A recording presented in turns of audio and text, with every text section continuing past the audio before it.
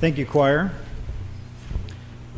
And we turn to a reading from the second letter of Peter, chapter 1, verses 16 and following. This is found on page 236 in the New Testament section of your Pew Bible.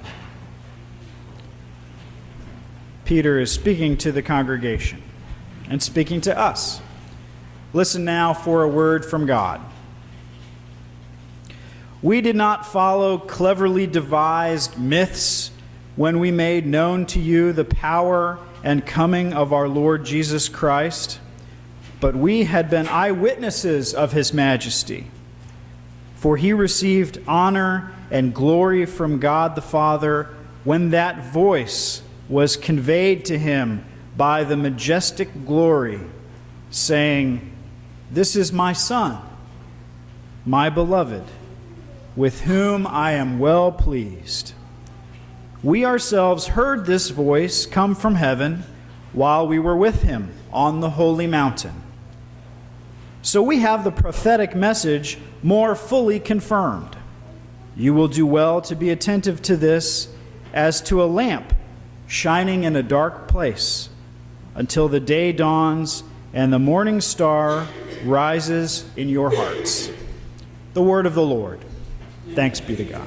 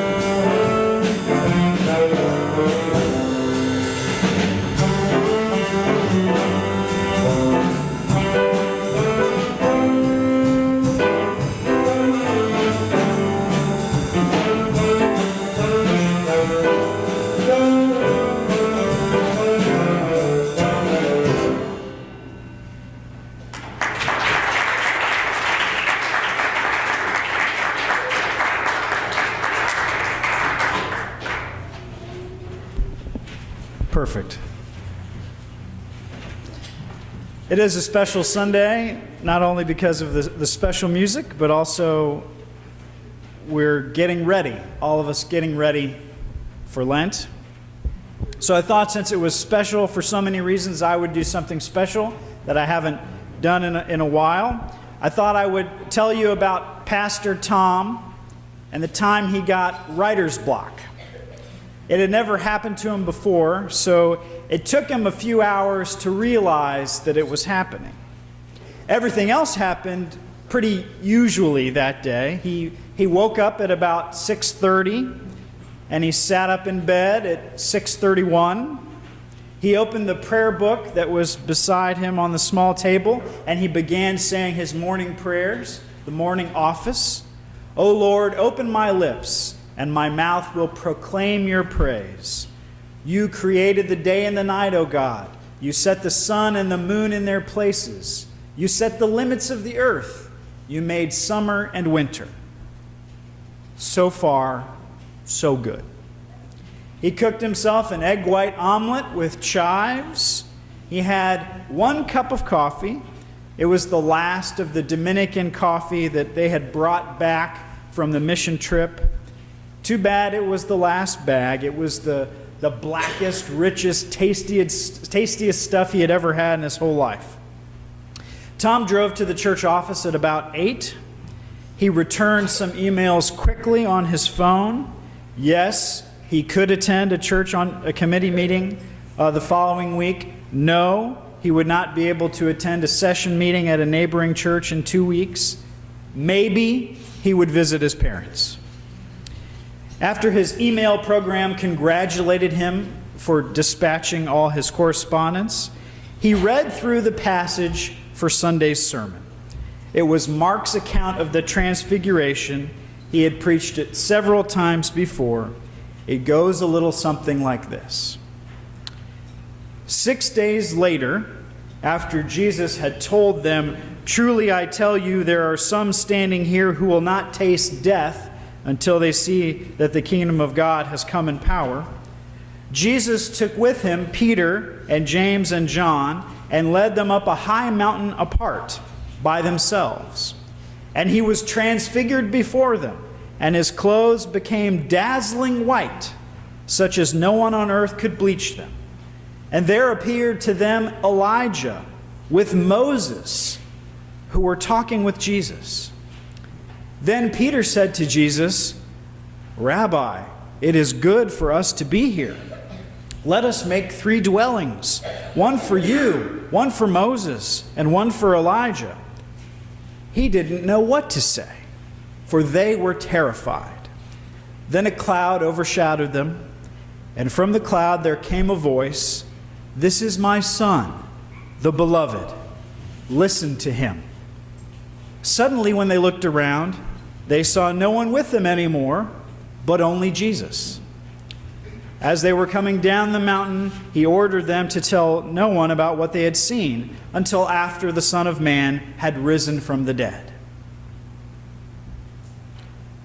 Now, Tom didn't realize it, but the writer's block had already started.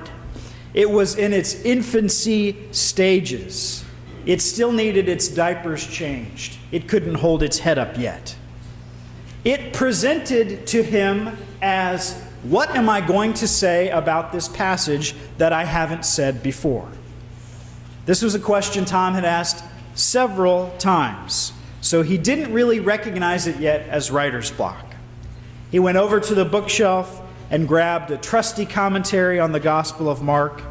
He sat down in his wingback chair and began to read the section on Mark 9. He sought underlines from the previous times that he had preached the passage. He recalled usual factoids and bits, like Jesus had been with the disciples, and they had asked, "Who do you say that I am?" And Peter has a moment of clarity and says, "Thou art the Christ." And then Jesus tells his disciples what that means, that he will give himself up. And there's a moment of words exchanged by Peter and Jesus. They have a hard time. And now they go up this high mountain apart. Tom closed the book and carefully placed it back on the bookshelf, not to disturb the dust, neither to the left nor to the right. And he sat back down in his wingback chair. The writer's block had now passed its infancy stages. It was in adolescence. It wanted the keys to the car. Tom opened up his laptop. He launched his trusty word processing program that may or may not rhyme with Spicroloft. And it greeted him with a fresh, new page ready for a sermon on the Transfiguration. But the cursor, it seemed to wink at him. It was winking.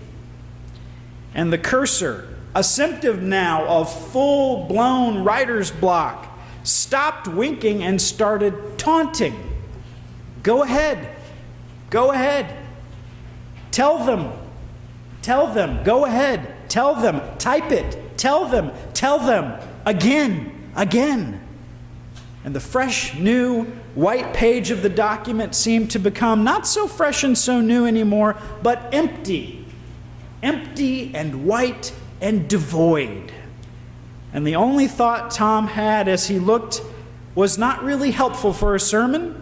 For some reason, he thought of a Bill Gates type cast in Monty Python's Quest for the Holy Grail, saying things like, "What is your name?" "Pastor Tom." "And what is your quest?" "To seek the Holy Grail." "And what is the airspeed velocity of an unladen swallow?" And Tom thought, is this when I say African or European? But the cursor kept blinking. And that's when Tom had the thought, oh no, is this, could this, I think it is. I think I have writer's block. And Monday turned into Tuesday, turned into Wednesday, turned into Thursday. And this had never happened to Tom before. So far in his career of ministry, 5 years, he had preached about 300 sermons. And if you had asked him, he would say that 150 of those sermons had been pretty good. And another 150 had been good. About 100 had been fair. 25 had been, let's not talk about it. And then the remaining had suffered from a couple different problems. One Tom called, Tom passes up a perfectly good opportunity to stop. And the other, one of Tom's good friends, called it two cats in a bag, where there are two sermons fighting to get out of one sermon. You have heard sermons like that, and Tom is very sorry. But none of the sermons had ever started out like this, with a blinding white screen causing some kind of mental oblivion. By Friday, Tom was in a panic. He had abandoned all hope and had started to ask advice of his friends on Facebook, which is never a good idea. He changed his Facebook status to, did Flannery O'Connor ever write a novel called A Good Sermon is Hard to Find? And he added the hashtag Transfiguration Sunday because his youth taught him how to do that. Within minutes, one of his friends made a comment, no, but she did write a short story about drowning. Hope that helps. Thanks, he thought to himself, you are as useless as when you were in divinity school. On Friday afternoon, Tom knew he needed to get out of the office. He needed to get out of his head, so he closed the laptop with the white screen of oblivion, and he locked the church building, and he decided to take a walk. It was pretty cold, but Tom decided to head toward the town square.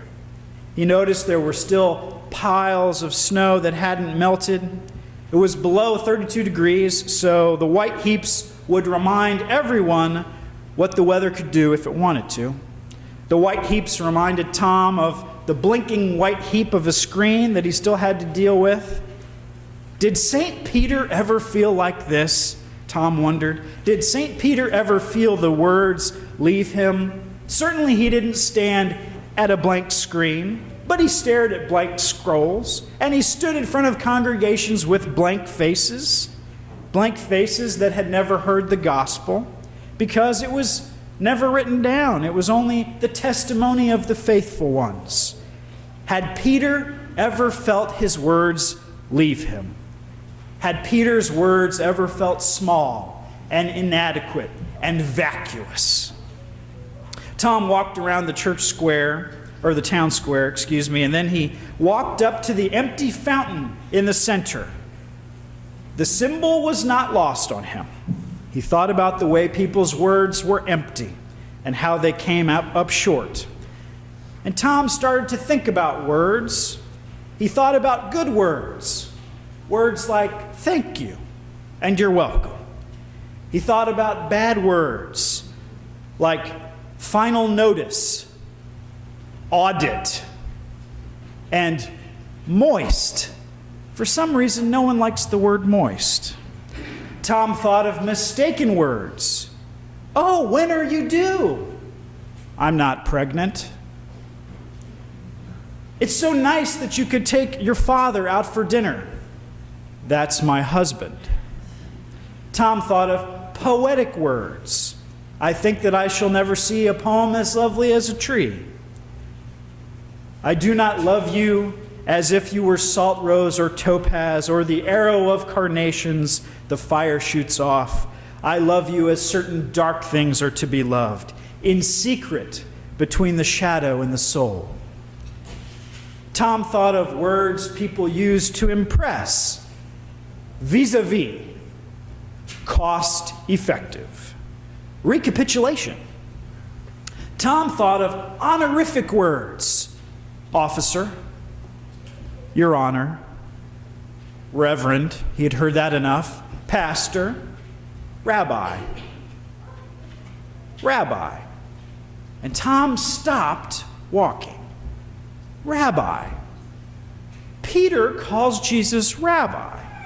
And Tom said that out loud, a little too loud, because an old man in the park stopped walking and shot Tom a funny look, and Tom could only say, sorry. Peter had just seen Jesus transfigured before him, his clothes dazzling white, whiter than any computer screen. And Peter had seen the idols of the faith, the heroes, the giants, Elijah and Moses. And Peter calls Jesus Rabbi. That is the stupidest thing Peter could have ever said. Peter's words failed him.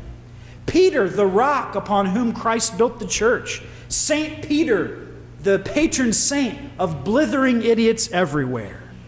Rabbi, it is good for us to be here? Let's build 3 dwellings? Are you kidding? Mark says, for he didn't know what to say, for they were afraid. And Tom raced back to the church. He was thinking of another Tom holding kite line and scrambling to get out of the cave, but this Tom wasn't on his hands and knees dealing with Becky. He was only contending with Peter. And as he sat down to his computer, he saw the white screen again, but this time it didn't look like doom or oblivion. The screen with the blinking cursor seemed more like a lamp shining in a dark place. And Tom began to write the sermon.